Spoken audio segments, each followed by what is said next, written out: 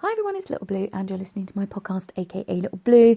If you're returning and listening again, thank you so much. Honestly, I cannot tell you how lovely and wonderful it is to know that people are tuning in and listening regularly. I love it. Thank you so much for your support. It means a lot to me because it reassures me that I am doing this for the right reasons, and I know it's helping you because some of you guys are giving me some feedback. So amazing. Thank you. If it's the first time you're listening, hello and welcome. I am Little Blue. I am a single mum in my late 30s from Surrey. I have my own sort of battles with mental health and PTSD. I don't go on and on about why I have those or have a moan about things that are going on or this, that, the other. What I'm about is basically how I deal with the issues that life throws at me. And there is a thing called the law of attraction, which says you get out of something what you put in. So if you are positive and you use positive thinking, positive motivation, your life should get better. And likewise, if you put something negative in, your life will either stay the same or it may take a little bit of a dip. And I've been putting this sort of test, this theory in place for just over a year now, and it bloody works. That's all I can say so far. It bloody works. When I'm positive, when I'm motivated, good things happen. And when I'm not, I feel like I'm taking a step back. Honestly, I 100% really put this theory to the test. A year ago, I was considered homeless. And I have managed to get myself out of that situation. I have come leaps and bounds from where I was. But this last few weeks, I've been taking a bit of a dip. And I do worry that I'm going to slip back into it. And life's not perfect.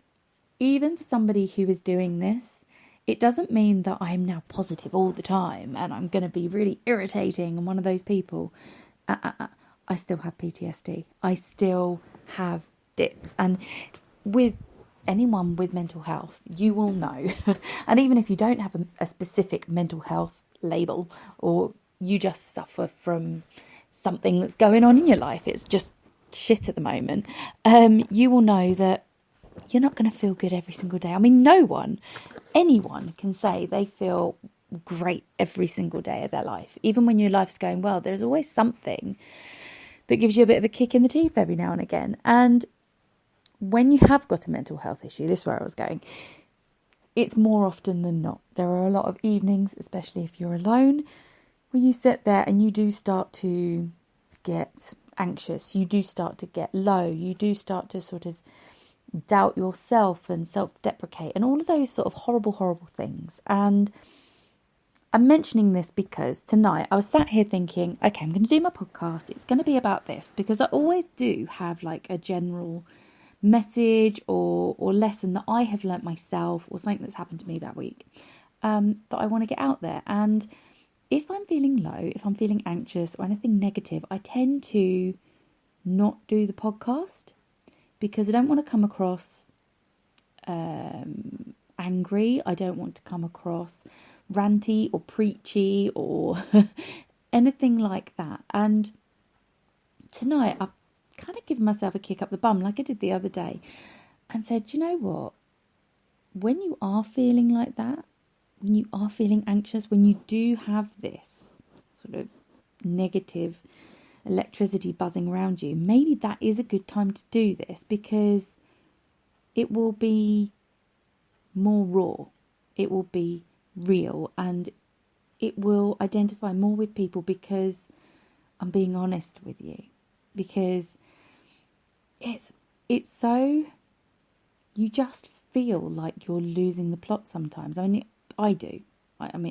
Every mental health issue is, everyone's different, basically.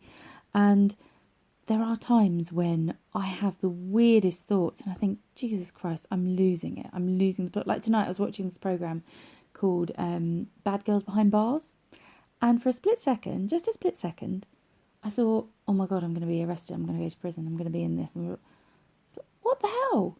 You're not going to be arrested. What are you going on about? This is in America. You're not even going to go in that jail. And it's a weird thing that PTSD has brought me. I mean, there was one time, I've said this before, one time I was walking into Sainsbury's, a tannoy announcement went off saying, could the manager go to the front desk? And I, for a split second, thought, that's because I've walked in the room. Why? Why would I not be allowed in Sainsbury's? Oh, it is mad. It is just so hard at times. And the worst thing about it is it's exhausting. I am so mentally tired and drained from constantly having to tell myself off in my head. So I sound crazy yet? Because this is my life. And it's not always like this. I'm not always going, oh my God, oh my God, oh my God. I'm not like that. I do find ways to relax. I do find outlets. And like even just doing mundane stuff like the washing up or going shopping, that takes my head away from it. I've watched the NTA Awards tonight. That was real fun to watch. Because although I wasn't too keen on David Walliams, don't know what your thoughts were, but I love David Walliams, but I just didn't find him funny. I found him a bit corny and a bit cheesy, and I don't think he's going to get invited back next year. Anyway, that's just my opinion. But yeah, basically, it's exhausting. And I think it's okay just to go, I am so tired, I'm going to get an early night. I am so tired, it's time for a bubble bath.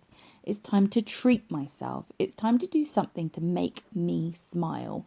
Find time for me, doing something for me. So that could be as simple as going, do you know what? I can't come out tomorrow because I'm exhausted and I need some me time. And I think it's okay to say that to people, because your friends and people who love you will understand that. Obviously, you can't necessarily do that with employers or jobs. You can't just go, I'm exhausted, I'm not coming into work today. It doesn't really work that way. But if you're meeting someone, for example, it's the weekend, you're meeting someone for coffee, but you really need a lie-in and a day indoors in your PJs where you can just slob around, explain that to your friend and reschedule. A loving friend will understand. And that's all you need to know, really. And the reason I'm so exhausted right now is because of something I have seen on social media recently. And it's really triggered some insecurities within me. And it's not just like Facebook and Instagram and all the internet stuff. It's also been on TV quite a lot. And I've seen it in various different things. And people talk, just hearing people talking and things like that. But the thing that's sticking out most for me is one of the people I follow on Instagram. It is somebody I admire. It is someone I really, really love. They have got a lot of followers. They're not just a someone I know type following. They are big news. And they put something in their stories the other day where they were having a bit of a joke around about people who are overly positive, because they as a person are not overly positive. And they were talking about Monday motivation, and they were talking about this, and they were putting on an accent as well. And I just sat there thinking, I know you don't mean to offend people, but I wasn't offended, but I was cross, because they were finding a way to be negative about something that was potentially quite a positive thing. And I get, if someone is happy all the time and you are not a happy person, to have someone in your face constantly, that's going to get on your tits. Let's face it, it's going to get on your nerves. But for some people, it is going to help them. So don't mock the people trying to do good. And I've seen things of, you get a lot of people commenting saying, oh, you're only doing this to get recognition. Or with, like, when the Queen sends condolences to places like Australia at the moment with the bushfires, people seem to get up on their high horse saying, oh, you've got to send money, you should be doing this, you're not doing it right. No, she's sending love and thoughts, publicly because that's the thing to do and that is a nice thing. You don't know what else is going on. She's just mentioning that one thing right now. And it gets me on my high horse, as you can probably hear in my voice. And there is so much of it. Like these people that deliberately go online and try and wind people up. Honestly, I've got no time for them anymore. I'm like a 3 strikes and you're out type person. And I have deleted friends off of social media because they have done this to me. One person actually wound me up because I did, not so much anymore, but I used to organise at least one charity event a year, whether it would be a sponsored walk or a tabletop sale, a Macmillan cake sale or whatever. I would make sure I did something like that once a year. And I was raising awareness for cancer. At the time, my best friend had terminal cancer, and I did something for her to make her smile. And this person, I was going to use a very, very nasty word then, but this person started criticising me and laying into the charity that had organised this sort of thing. It's one of those things where you had to take a selfie of yourself. It was that sort of thing. And I was just baffled.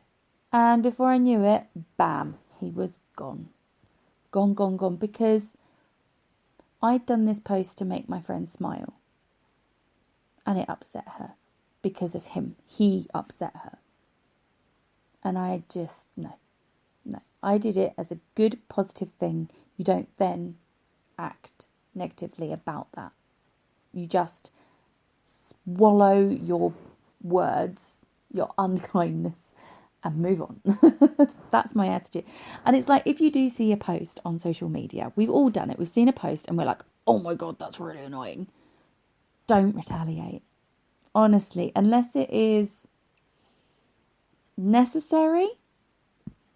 But most of the time, the best thing you can do is just let it pass. Because these people don't need your worry. They don't need the airtime. They don't need the likes or the comments because that just gives them more attention. And if it is really awful and it is harming or it is spreading lies or propaganda, just report it to whoever it is, Instagram, Facebook, Twitter, whoever. Report it. And it is that simple. Because if nobody retaliates, they've got no fuel for the fire, have they? So it's them that looks like an idiot at the end of the day. But I keep saying it. Life is too short and too precious to be pessimistic about the positive things. It really is. It's like, oh, this sun is too hot, or oh, it was a blooming snow day. I've got to get into work. You know what? Find the positives about the situation. If the sun is too hot and you can't go outside, then find a way to have a party indoors or find something positive about that. You know? Just... I think I better put my soapbox away now because, honestly, it is something that has just really riled me this week. And I don't do what I do for attention. I don't do what I do for likes, for followers or anything like that. I do what I do because I enjoy it and also because I genuinely just want to help people, because I have been in a situation where I have needed help and I have needed support, and I haven't been able to give support and love and whatever back because I haven't had money or whatever the limitations. And this is a way I can give something back, and I can bring something bloody positive to social media, because God knows it needs it. There's too much negativity. Anyway, I'm going to leave it there. My soapbox has gone away. I'll be a little bit less ranty tomorrow, I promise. Take care of yourselves and just keep going. You can do this. You are great. Mental health is crazy, but you are not. Okay? Believe in yourself. Bye, everyone.